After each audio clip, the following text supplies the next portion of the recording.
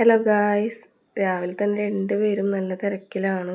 സ്കൂളിലേക്ക് പോകാൻ വേണ്ടിയിട്ടുള്ള തിരക്കാണ്. വേഗമുള്ള കാര്യങ്ങളൊക്കെ കഴിച്ച് ഇതാ വണ്ടി കയറാൻ പോവാണ് അമ്മയുടെ കൂടെ. വണ്ടി കയറാൻ പോകുമ്പോഴുള്ള കാഴ്ചയാണിത്. പിന്നെ ഞാൻ അത് കഴിഞ്ഞ് വന്ന് രാവിലത്തെ ഫുഡ് കഴിക്കാൻ വേണ്ടിയിട്ട് ചോറും മുതിരക്കറിയായിരുന്നു. അത് രണ്ടും കൂട്ടി ഫുഡ് കഴിച്ചു.